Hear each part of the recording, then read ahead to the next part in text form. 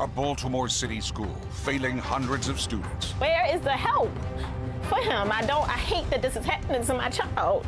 A student with a 0.13 GPA ranks near the top half of his class. Not a 1.3, people, a 0.13. Fallout overwhelming. This is just completely unacceptable. I mean, it's worse than anything I've heard in the whole time that I've been governor. What the education system has done to this kid is atrocious and embarrassing. A story that struck a nerve with more than 2 million views across 100 countries. I believe it's violating the constitutional rights of those children. Now, a community call to action after decades of underperforming in Baltimore City schools. And a Fox 45 News commitment to hold elected leaders accountable. I want to take responsibility and say that I'm sorry for what happened. I want to take this opportunity to apologize to those students and families who may have been affected. This is a Project Baltimore, your voice, your future town hall. Thanks for joining us. I'm Mackenzie Frost. Tonight we'll be having a serious discussion about the failures in Baltimore City schools, including Augusta Fell Savage, a West Baltimore high school where Project Baltimore learned a student with a 0.13 GPA was ranked near the top half of his class. We have a panel of experts tonight who will offer a unique perspective on the challenges in our public schools. Chris Paps is the lead investigative reporter for Fox 45 News Project Baltimore. Thiru Vignarajah, former federal and Baltimore City prosecutor, and Adam Andrzejewski from OpenTheBooks.com. We invited Baltimore City School Board Chair Linda Chinya and school CEO Dr. Sonia Santelises to be a part of this discussion, but they declined. The Baltimore Teachers Union said their president, Diamante Brown, was unavailable. Robert Stokes, the chair of the City Council Education Committee, was also invited but unavailable. We also sent multiple emails and made phone calls to Mayor Brandon Scott and City Council President Nick Mosby asking them to join us, but we did not receive a response. We'll start tonight with Project Baltimore lead investigative reporter Chris Paps. Chris, thanks for joining us. The chair of the Education Committee has called for a hearing in April, 4 weeks, to question the CEO of City Schools about this school. But this all started when the mother of an Augusta Fell student reached out to you for help because she wasn't getting it from the city or school leaders. Yeah, correct. Tiffany France, she reached out to us because she thought her son was going to be graduating this coming June in 2021 until she got a call from the school saying that in his 4 years at Augusta Fells, he had only earned 2.5 credits and he was being moved back to 9th grade, essentially starting over at high school. She says the school never told her that her son was that far behind. I'm just assuming that if you are passing, that you have the proper things, to go to the next grade. How do you come years later and say, this is what's happening and this is what we have to do for him? He have to start all over because we messed up. So he got to start all over. That's what this is. We messed up, so he got to start over. He didn't fail. The school failed him. The school failed at their job. They failed. Now, this story received an overwhelming reaction with more than 2 million clicks and views just on FoxBaltimore.com, and that spans across 100 countries. Now, let's talk about what we found that made this investigation so shocking. Now, Tiffany France's son started high school at Augusta Fell Savage Institute of Visual Design in West Baltimore in 2017, 4 years ago. In each of the 3 years, though, he was promoted through the courses and through the classes. For example, if he failed Algebra 1, he was moved on to Algebra 2. If he failed Spanish 1, which he did, he was moved on to Spanish 2. He failed English 2, but he was moved on to English 3. So France thought that he was progressing through the grades the way he should. Now, in 2021, after only passing 3 classes in those 4 years with a grade point average of 0.13, France was informed that her son would not be graduating in June and he would have to start high school over again. Now, Project Baltimore has learned his class rank is 62 out of 120, meaning with a 0.13 grade point average, her son is nearly in the top half of his class. The school system would not talk on camera to Project Baltimore about the results of this investigation and this school, but they did write us a 2-page statement and send it to us confirming that an internal investigation was launched in 2019. Now, the day after the story broke, the State Inspector General of Education in Maryland texted that he was looking for parents to reach out who have similar problems because he had opened an investigation. Yeah, Chris, that's right. All right, thank you very much. Now, after more than a week of reporting by Fox 45 News, school CEO Sonia Santelises issued an apology at this week's school board meeting. I want to take this opportunity to apologize to those students and families who may have been affected. We will continue to work with families on corrective steps to get their students back on course on the path to graduation. In just a moment, we'll speak with Thiru Vignarajah, former Baltimore City prosecutor, about the multiple investigations that are underway, including a state investigation that Governor Larry Hogan has called for. Here's what the governor told us in an exclusive interview with Project Baltimore. If they're persistently failing schools, we've got to shut the schools down, or we've got to, get rid of the principals and the teachers and start over with a new program, because we're failing the kids. That's what it's all about. It's not just an argument about money, and it's not just an argument about, who's right on the issues of how we do education. It's these kids that are suffering. All right, Thiru, thank you so much for joining us tonight. Baltimore City Schools has a history of poor student outcomes. The graduation rate is down. Math and English proficiencies rank among the worst in the country. Now the State Inspector General of Education is investigating who is responsible for these failures, in your opinion, and what could the consequences be? I mean, first of all, let's be clear. This is long overdue. This is nothing new. This has been happening for years in Baltimore City. Kids failing classes, but nevertheless being promoted. Kids failing exams, but nevertheless getting a passing grade. The fact that an inspector general has to come along and do an investigation in 2021, when we've known that this has been happening for decades, is really unacceptable. But in terms of who's responsible, let's be clear. The mayor and the governor appoint the members of the school board. The school board appoints the CEO, and they're responsible for supervising what happens in these schools. So when something goes wrong, they don't just get to look the other way and say it wasn't us. The school board is appointed by the mayor and the governor. And there's 9 positions. 4 of them are exclusively appointed by the mayor. 5 of them are appointed jointly by the mayor and the governor. The budget for the school system, the $287 million that Baltimore City sent to the school system, is approved by the city council and the mayor each year. So to look the other way and try to pin blame on others is really irresponsible, given how badly and how long things have gone this way. Thiru, the mayor has a few more appointments to make in this upcoming year, as well as in the coming years. What should he be looking at when it comes time to appoint these members to the school board? I mean, not only do we need a basic expertise and a commitment to these children, but also a sense of urgency to find out what is going on. Augusta Fells is a school that didn't fail one kid one time.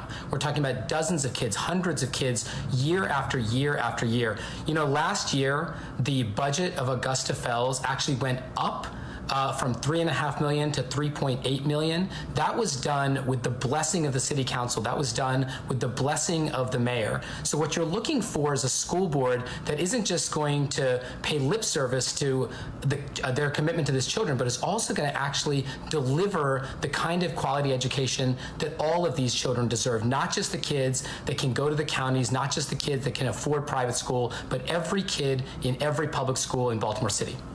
Thiru, thank you. Now, we often hear that more money is the answer, that Baltimore City Schools is grossly underfunded, but let's take a look at the facts. The city's school budget is $1.2 billion. About 20% of the district's funding comes from the city. About 10% comes from federal government, and about 70% comes from state taxpayers. The Baltimore City is the 5th most funded district among America's largest school districts. That's according to the U.S. Census, yet it ranks the 3rd worst in the country on math and English proficiencies among cities tested, according to the U.S. Department of Education. Now, Adam Andrzejewski from OpenTheBooks.com joins us. Adam, thanks for being here. Is this a funding problem, do you think? Well, there definitely isn't a revenue problem for the Baltimore City Schools. When you have all the funds all in on this year's budget, it's actually $1.4 billion. With 74,000 students in the district, if you do the math, it's a stunning number, $19,000 per student of taxpayer funding. So taxpayers have been very generous. What we see here is the classic story, that you cannot educate children in the classroom if you're funding a massive education bureaucracy. Let's just take a brief walk through some of the most highly compensated executives in the district. The CEO of the district makes $339,000. That's actually, when you put this in perspective, it's actually $140,000 more than the Secretary of the United States Department of Education. That's a cabinet level position. The number 2 most highly compensated Baltimore City School executive is the Chief of Staff. And he made last year $20,000 more than the Education Secretary, a cabinet level position. He made $218,000 a year for the year. The third most highly compensated is actually the second most was the Chief of Schools. The third most is the Chief of Staff. So the Chief of Staff to the CEO made $198,000. So the CEO and her Chief of Staff combined, they made $540,000 last year. When you add 30% for benefits, the first roughly $700,000 of funding goes out the door to 2 positions, the CEO of the schools and her Chief of Staff. The fourth most highly compensated executive at the school district is actually the Public Relations Officer, the Chief of Communications. I think we need dollars in the classroom educating children. And if you do that, the PR takes care of itself. Do you think it would be reality to come in and say that those positions should see a salary decrease? Dollars need to start following the kids in the classroom rather than the education bureaucracy. I think they should lead the way. Leaders lead. They should take a pay cut and deliver those dollars into the classroom. We took a look at the average teacher. So there's about 4,500 teachers in the district that worked 12 months during 2020. Those teachers, on average, made $75,000. Now, the schools were remote. They weren't in the classroom for 2020 for the vast majority of the year. When you add the cost of benefits, the average teacher in the district is clearing off pay, perks, and benefits of $100,000. So people are actually making a lot of money.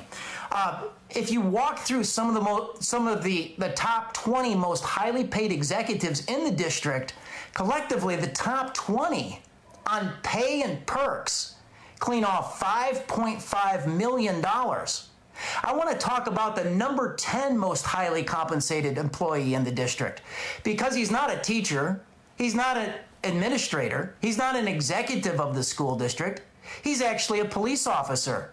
His base salary is $81,000 a year, but last year, while the schools were closed, he made $101,000 worth of overtime.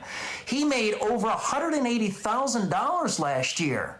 And I want to put that number in perspective, because the Secretary of the Department of Homeland Security, a cabinet level officer, made $179,000 last year at the federal level, and a police officer in the city schools out-earned him.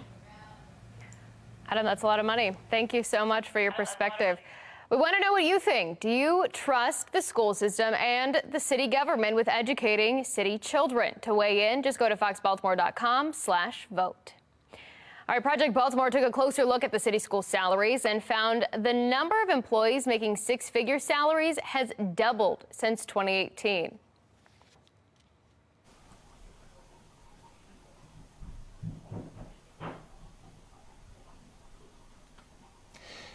Yeah, they have doubled since 2018. 3 years ago, we took a look at this situation, and we had seen that after we got the database of the school system, that 767 employees of the school system made a six-figure salary. Now, you fast forward 3 years, that was 2018, about January, February. Now we're in the beginning of 2021.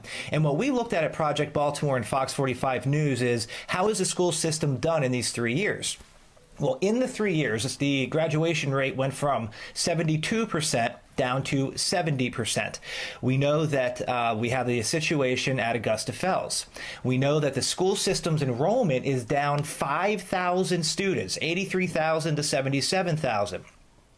And then we also know that the college acceptance rate is down 13 points, from 70 to 57%. Now, with all of that, remember 3 years ago, 767 employees are making six-figure salaries. Now, that is more than 1,300. So it's almost double the number of employees making six-figure salaries at the same time that the graduation rate is going down, the college enrollment rate is going down, and the overall enrollment of students in the school system is going down.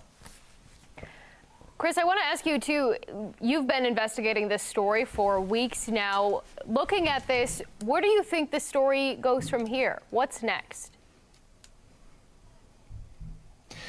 Well, the school system has said that they are investigating and have investigated since September of 2019. So we are waiting for the results of that investigation. We are trying to locate the Principal Hicks of the school system, who was the principal of Augusta Fells and has been put on administrative leave. And by the way, we had just reported that in the 17 months that she was on administrative leave before retiring in January of this year, she made about $190,000 while on paid administrative leave as her school was being investigated by North Avenue. The assistant principal of that school made about $175,000 on administrative leave. She is still employed in the school system, by the way. As we said, the principal retired in January. So between those two, as Augusta Fells is being investigated, $365,000 was paid to the administrators of that school as they have been on administrative leave. Now, we have asked a question, what has taken so long? What has taken 19 months for this investigation? Well, two things. First is that it's a large investigation, we're being told. And secondly, COVID did slow it down when COVID hit in March. All right, Chris, thank you. Let's bring Thiru back in here now. Baltimore City Schools has a history of not being transparent. We're learning that now as well. And Fox 45 News actually had to sue the district to get public records about grade-changing investigations. What's the danger to the public when the government is not being transparent? Yeah, this is a huge problem, Mackenzie. I mean, we all know from the outside that things are not going well. We'd like to have some transparency as to why. When you have an investigation that's launched 2 years ago and we don't even learn about the fact of the investigation until a media outlet uncovers the story, that's a problem. We also should realize that Augusta Fells had its budget go up even after the investigation was launched. Did the members of the City Council know that? Did they approve the budget knowing that an investigation was present? Or was that something that wasn't even communicated to them?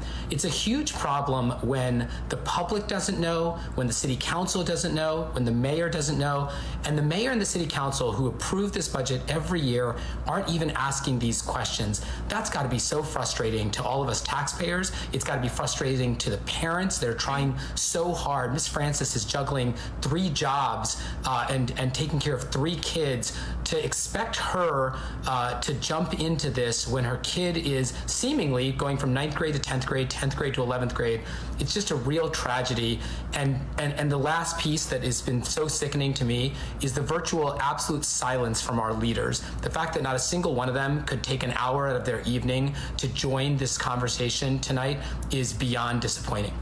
Let me ask you this, too, because talking with some people, what do you think is the responsibility or the role of these city council members, specifically the city councilman representing this district where Augusta Fells is located? Do you think it should be their responsibility to have a better handle or know the pulse of the schools within their district?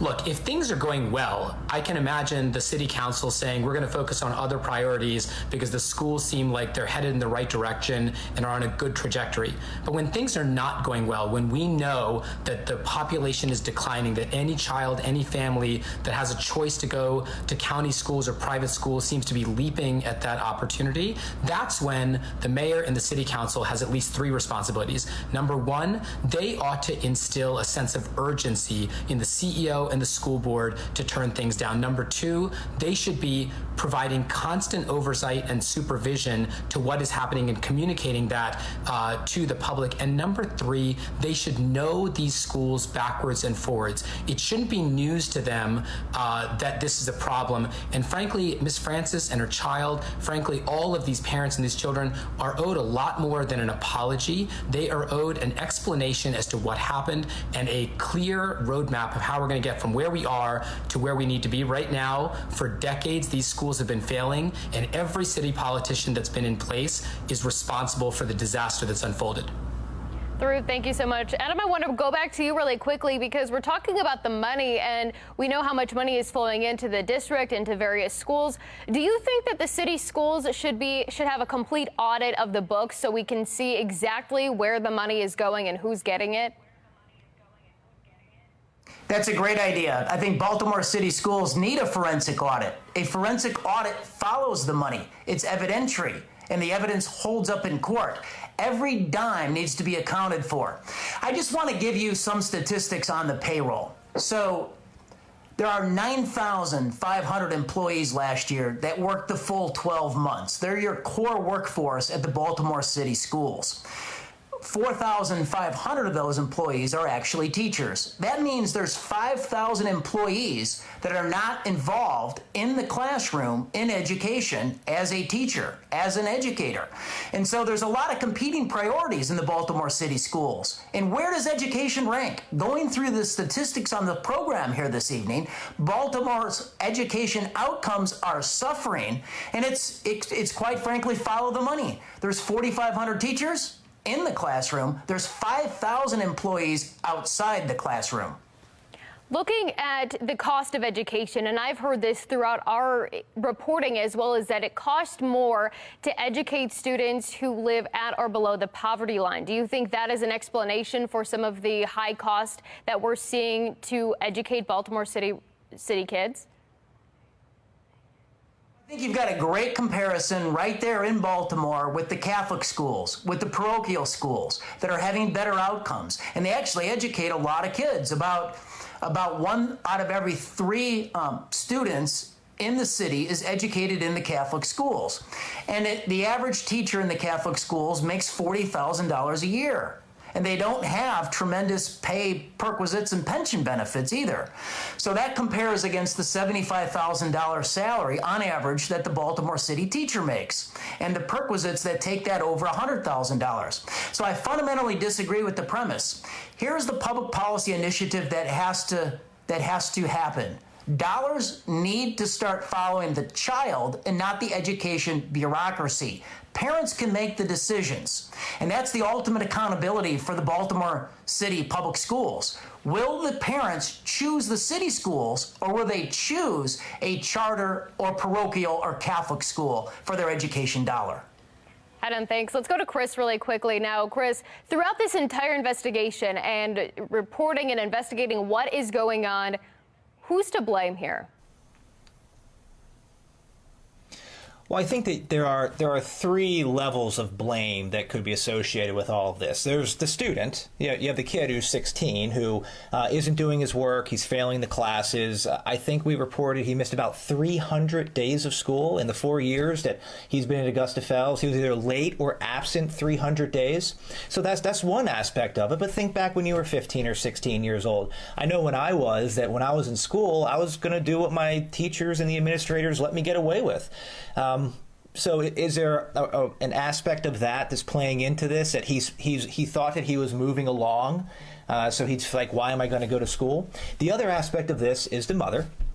You can't take the mother's aspect away from this. She's a working mom. She has 3 jobs. She's single, and she has 3 kids. It's not excusing that she didn't know that this happened, but what she is saying is, when I saw that my student, my kid, was in Spanish 2, when I saw he was in Algebra 2, when I saw that he was in English 3, which are junior and senior level courses, I had just assumed that he was doing well.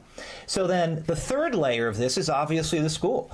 And this is the school that gets tax dollars, a lot of tax dollars, about 1.2, 1.3 billion tax dollars every year. And that's the aspect of this that we can most hold accountable, because that's the aspect that we can most change in terms of the other 77,000 students that go there. And this is what we know. Looking at the students' report cards, we can see that in the first 3 years that he was at Augusta Fells, he passed 3 classes and missed about 270 days of school. One teacher requested a parent conference. One in those 3 years that he passed 3 courses. And the mother's saying that parent-teacher conference never even happened.